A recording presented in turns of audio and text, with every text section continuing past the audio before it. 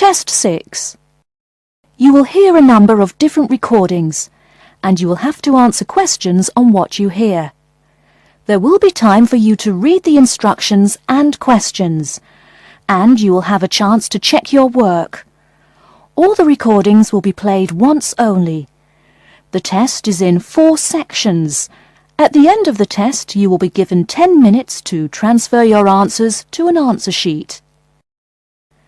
Now turn to Section 1. Section 1.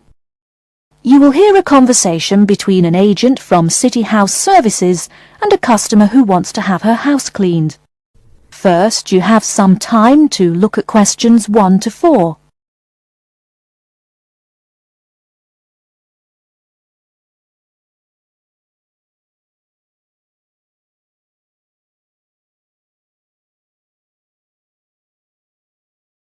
Now we shall begin. You should answer the questions as you listen, because you will not hear the recording a second time. Listen carefully and answer questions 1 to 4. Good morning, City House Services. How may I help you? Good morning. I'd like to arrange to have my house cleaned. Certainly. I just need to ask a few questions. First, could I take your name? Yes, it's Barbara Hill. Thank you. Next, is your house in London? Yes, it's in Kingston in southwest London. Okay, southwest London, and, what's the postcode? SW105. And what is the square footage and what rooms will be cleaning? The whole house is 268 square feet, and there is no need to clean all the rooms. I only want to have my bedrooms cleaned. Okay. How many bedrooms does the house have? 3 bedrooms. Oh no, sorry, we used to have 3 bedrooms, but we only have 2 bedrooms now. Are those single bedrooms or doubles? Doubles. Fine, 2 doubles. There's one more room which needs cleaning. It was used as a bedroom before, and now we have converted it into an office. I understand. 3 rooms have got to be cleaned. And are all of those rooms upstairs? Yes. Then downstairs we have a kitchen diner, conservatory and lounge. The kitchen diner is quite large and has the usual equipment: cooker with oven, refrigerator, cupboards and worktops. The conservatory has a lot of plants, but there's no need to take care of them. The lounge has a leather 3-piece suite and a large coffee table. Thank you. And do you keep any pets? Yeah, I really love keeping them. I've got 2 dogs and 3 cats. Okay, then if our staff come over to offer the service, please take your pets away. Have you looked at our service packages? Yes, I have one in front of me. Excellent. Before you hear the rest of the conversation, you have some time to look at questions 5 to 10.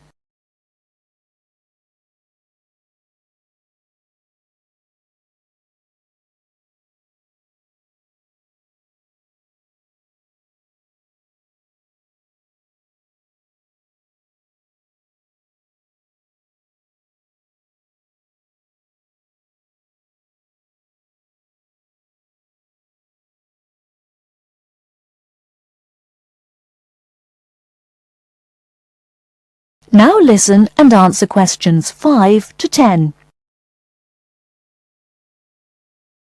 Any extra services you need?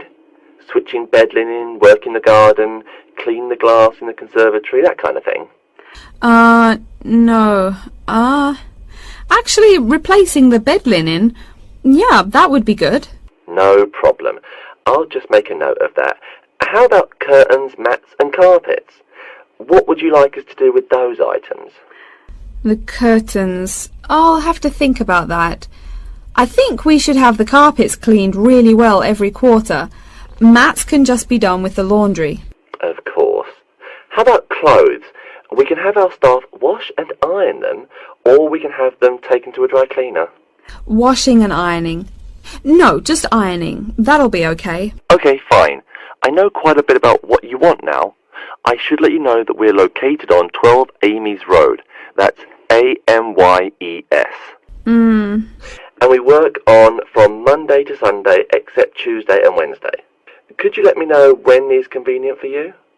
Next Friday. No. Oh, that's no good. My son invites his friends over in the afternoon that day. Perhaps next Thursday or next Saturday? Let me check. Okay, next Thursday. When is it convenient for us to come over and provide the service? Is it okay if we come in the morning? Or we may come in the afternoon. It depends on your schedule. I'm okay with any time. Just give me a call to let me know you're coming before you arrive. Sure we will. By the way, how long will it take for the service? We usually work 1 to 3 hours for house cleaning, and the work will take 3 hours at most. And of course, if it takes more than 3 hours, you should pay extra for it. Fine. So, let me just do some calculations. That is the end of section 1. You now have half a minute to check your answers.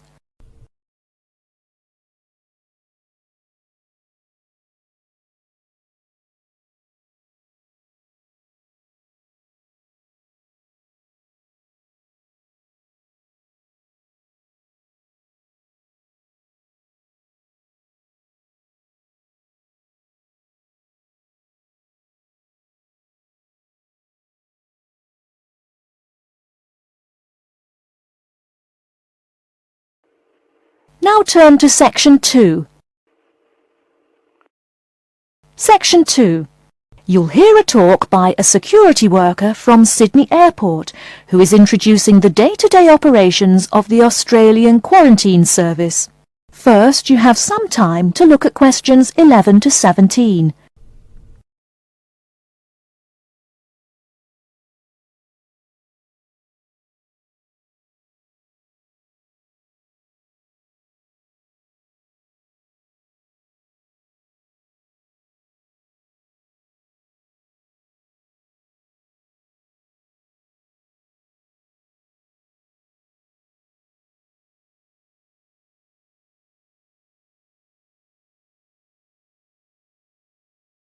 Now, listen carefully and answer questions 11 to 17. Hi everyone and welcome to Sydney Airport. Today I'll be giving you the inside information on the day-to-day operations of the Australian Quarantine Service here. We hope to provide you with a better understanding of why such heavy security regulations are necessary by educating you on how we operate and why we do the things we do. We're not here to try to persuade you to fly through Sydney Airport, though we hope you'll find your experience relatively stress-free and comfortable. First things first, our personnel. Can anyone guess how many people work at Sydney Airport? We have 200 alone working in Terminal 2, so can you guess how many in the whole airport? I heard someone say 360. That's getting closer. What? Did someone say 2,000? That's way too high. Sydney Airport actually employs 440 people. A lot, right? And about half of those employees work in security-related matters. Moving on to our not-so-human employees, let's come and see our favourite pooch, Milton. Milton is our best drug-sniffing dog on the force. He's friendly to most people. You can even come pet him at the end of our tour. Burnouts, beware though. He'll find everything. Notice that even though there are so many of us around him, Milton stays quite calm. This is the precise reason he was chosen for the job. Dogs that are chosen are not predisposed to sniff out different narcotics. That's something we teach them already. So here's a part of the airport most people never notice, the cargo transport terminal. This is where packages are shipped to and from. Normally we ship around 4,400 packages per month. In this airport alone, over 52,000 packages were shipped in and out over the past year. We ship to and from 170 different countries. Not bad, eh? Probably it will go up to over 72,000 packages this year. And despite over 100 flights in and out of here daily, the number of lost or delayed packages is impressively low. If you send your package through here, rest assured we'll get it where it's going. Let's move on to the area most of us are familiar with, the passenger terminals. In order to be allowed into this area, you must pass through security with your ticket and, if you're travelling internationally, your passport. If you're travelling domestically, you just need a legal form of ID. If you don't have those, you will not be allowed to pass through security and board your flight. During the security scan, your carry-on items will be checked for dangerous items such as weapons, sharp objects, and liquids that exceed our specified limit. If you attempt to pass any of the prohibited items on this list posted at the entrance, you are still allowed to board the plane, but you'll be given a warning and your item will be confiscated. Don't worry, we will not arrest you for having too much shampoo in your bag or anything like that. We also search your carry-ons and parcels for any perishable items. We prohibit the transportation of local vegetation and prohibit parcels containing any insects in them. You may or may not have learnt about this in biology class, but when some plants are introduced to a new environment, they spread wildly and wipe out the current species around it. It is important to control the introduction of new plants into an ecosystem, so we must prohibit the transport of any fertile seeds. So what happens to parcels containing possibly suspicious items? It's of course something we do not take lightly here. If an object passes through the scanner that appears suspicious in any way, it is separated out for manual search by a member of our trained security personnel. If an illegal plant or simple sharp object like a pocket knife is found, it is simply disposed of in our biohazard waste containers, and the package itself is returned to the sender, or passenger if it is for a passenger flight. More serious weapons are reported to higher authorities for investigation. Before you hear the rest of the talk, you have some time to look at questions 18 to 20.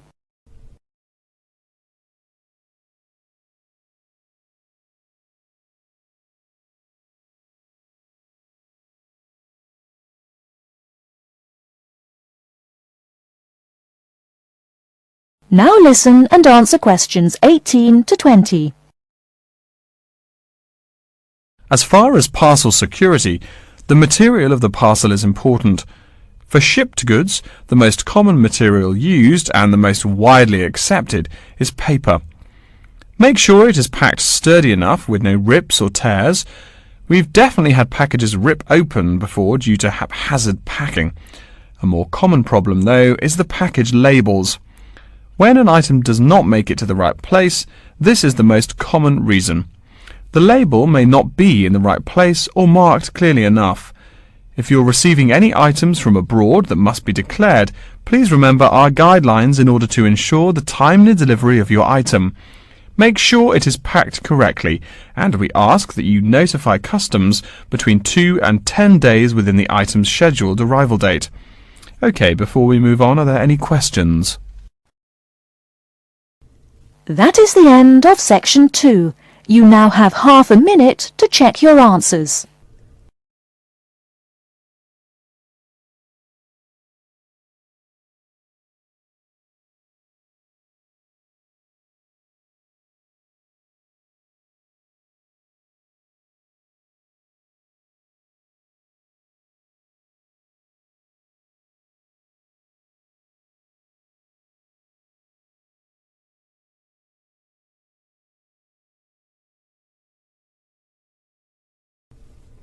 Now turn to section 3.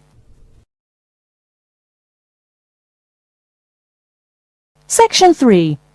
You will hear a librarian called Adam Smith talking to the students about how to use the facilities in the library. First, you have some time to look at questions 21 to 26.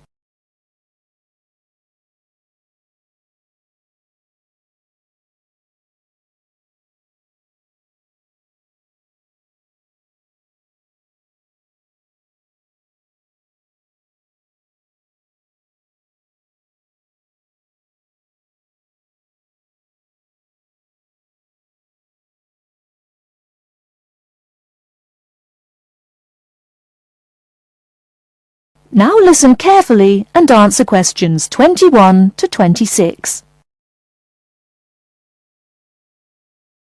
Welcome. Please come in and gather over here around the tables. My name is Adam Smith, and I'm the librarian here. I'll show you around today and explain how to use these facilities. Hopefully, when I'm done with it, you'll know the ropes. And please feel free to let me know of any questions or concerns that you may have. Now we're at the gate of the library. Upon entering into the door, you'll find that the restrooms are on your left-hand side, and opposite them is a photocopy room. Many of you are wondering about the check-in and check-out process. What you have to do is go to the circulation desk, which is to the east of the photocopy room. The reading room is a really large area in the center of the library, just to the north of the circulation desk. I'm sure you won't miss it. If you're here to do research, this is where you should bring books to look through. However, if you're here to do any group projects or other interactive activities, I advise you to use one of the study rooms, which are just to the east of the reading room. Moving on to the southeast corner, we have the periodical section, just next to the study rooms. We have a collection of different newspapers and magazines in this section. You can get last week's weather reports, or all the top stories 5 years ago. Our periodicals can be traced back 20 years to the time when our school library was built. Our first question. Yes. Can we check out magazines from the library? I'm sorry, but you cannot take any periodicals out of the library. You're welcome to read them for as long as you want while you're here, but you cannot check them out. I wonder if there is any place where we can get some food in the library. Do we have a store here? Of course. The Food Service Center is just meters away from the study rooms. It's on the northeast corner as you look at the map. The Food Service Center offers different kinds of snacks, though it's not big. Well, moving on along to the west, you will find the Video Resource Center on your right hand. We have educational videos and documentaries, as well as major motion pictures. We ask that you pay attention to the tag on the video that you pick up, as many of our documentaries are for on-site viewing only and may not be taken out of the library. To the west of the Video Resource Center is our satellite TV station. Here we stream the news from Channel 19 for most of the day. How many channels does it have? It does have nearly 200 channels, but we generally will give top priority to channels with some big events, like presidential addresses or other breaking news. During the coverage of the presidential debate, students will take a break from studying and flock to watch it. Last, but perhaps most important, is the inquiry desk. It's just on the left-hand side when you walk into the library, so it's impossible to miss it. If you have any questions about how to use equipment or where to find something, come and ask the assistant. Don't be shy, because that's what they're here for. Before you hear the rest of the talk, you have some time to look at questions 27 to 30.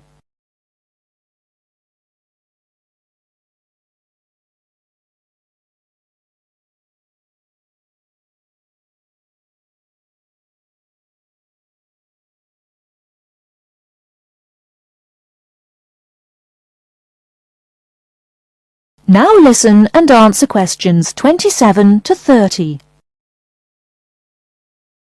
Speaking of questions, one of the questions we get asked is how to actually check out a book once a student has picked one out. If it's a fiction or non-fiction book, look for the pink and yellow checkout card inside the back cover of the book. You can also find information about the book on these cards, including its publishing date, genre, ISBN, and a log of dates it's been checked out before. Present this card to me or any library assistant, and we'll stamp it, and then the book can be kept for 3 weeks. You can find general information on a field of study by using one of our subject guides. We have them on paper here, but any of our computers will allow you to search within fields as well. What if the library doesn't have a resource we're looking for? Great question. I'm going to address that. Our library is a network with a number of other universities in the area, so if there is something you're looking for and it's available somewhere in the area, we'll be able to get it for you. However, there are universities which are not part of the network, so we do not share resources with them. If you want more information about the library and its resources, you'll find it in a labeled blue folder on my desk in the Enquiry section. Okay, so that's a lot of information all at once, and I don't expect you to remember it all. The most important thing is please be respectful of the staff, and if you need help with anything at all, come and ask me or one of the assistants. All right, any questions? That is the end of section 3. You now have half a minute to check your answers.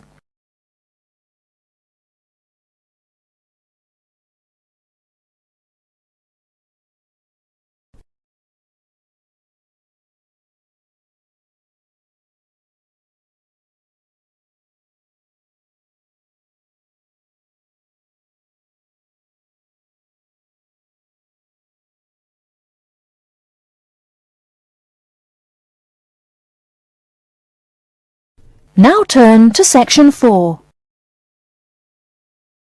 Section 4. You will hear a lecture about Crocodylus niloticus and its living habits. First, you have some time to look at questions 31 to 40.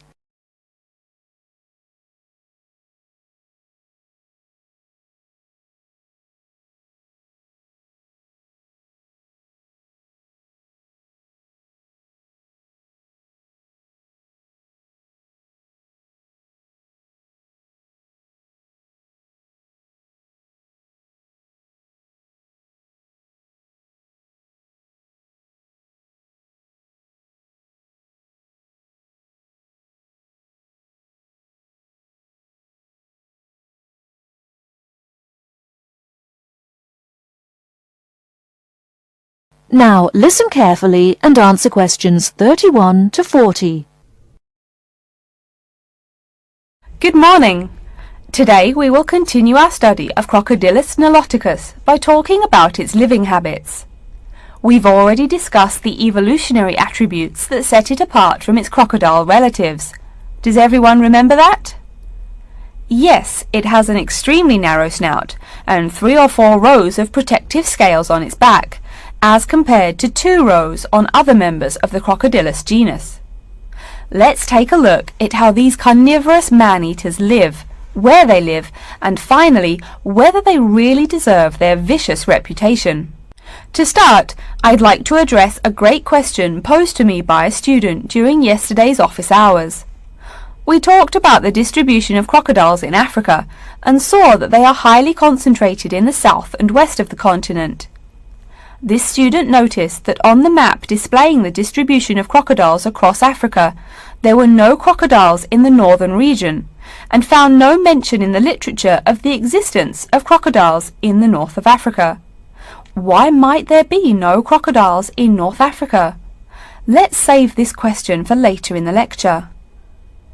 To find out more about the social habits of the African crocodile, one researcher named Tara Shine of the University of Ulster in Northern Ireland conducted a survey of the wetlands in Mauritania and received reports of 46 crocodiles living in one group, or float as we say when referring to crocodiles, though the usual number is a little less than half of that. In general, crocodiles are more highly concentrated in wet subtropical environments near bodies of water and rich vegetation. While South American crocodiles thrive in cool rainforests, the African crocodile is more equipped for heat. Though they can survive at the hot temperatures found in some deserts, they are not equipped to handle dry climates and thus cannot survive in places like the Sahara Desert of North Africa. As cold-blooded animals, crocodiles' core temperatures fluctuate from their average of 38 degrees Celsius as external conditions change. Thus, they need to avoid extreme temperatures. Others live an underwater life, keeping a body temperature close to that of the water. As their own unique method of regulating their body temperatures, some African crocodiles have made dens by digging holes in the ground to provide themselves with a cool, dark place to retreat from the hot African sun. Speaking of the hot African sun, let's go back to the question asked at the beginning of the lecture. We know that there used to be crocodiles in northern Africa, yet today there are none. What are some possible explanations for this? Some students have suggested that the African crocodile has evolved from a desert creature into a wetland creature, thus causing them to migrate south for more appropriate conditions. Others presume that the crocodile was hunted out of northern Africa by a fiercer predator. While these are intelligent guesses, the real story is a little bit different. The key to this migration is that the Sahara Desert did not always cover the north of Africa. About 8,000 years ago, the land was fertile wetlands, perfect for breeding crocodiles. Over time, though, the area dried out and the wetland slowly turned to desert, leading the African crocodile to migrate south to the marshlands they call home today. Some crocodiles did, however, adapt to living in dry conditions. In Mauritania, some crocodiles have learned to survive in an area where they can go up to 8 months with no water, by spending the driest of times in what's called a torpor, or short period of hibernation. To utilize every bit of rainfall, these desert crocodiles dig underground caves that collect runoff, thus staying cool and hydrated. During the mating period in November and December, males attract females to their viciously protected territory through a number of behaviors that range from snapping their jaws all the way to sending infrasonic pulses through the water. Afterwards, the female digs a hole up to 60 centimeters in depth to store the eggs for an 80-day incubation period. The female protects these eggs during the period, and sometimes even helps crack the eggs with her snout at the end. These teeth-gnashing carnivores are softer than we think. Although these vicious creatures have attacked humans on a few occasions, the residents are not afraid of them. In fact, they show a great deal of reverence towards these wondrous creatures. Some say that crocodiles bring water to their habitat, so if they leave, they will bring the water with them. Obviously this is not true, but it demonstrates the admiration the inhabiting people have for crocodiles. Generally, crocodiles do not predate on humans. They attack when humans populate the crocodile's habitat, instilling fear and uneasiness in the crocs. Like any other species, crocodiles are known to attack when feeling fear. There's still a lot more to be discovered about the African crocodile. Researchers want to know more about the population size, how many crocodiles inhabit Africa in all, how they form separate floats, etc. There is still also much to learn about migration patterns and relations to other populations of crocodiles now found in other parts of the world. Next time, we'll examine a few specific case studies of crocodile populations in southern Africa. That is the end of section 4. You now have half a minute to check your answers.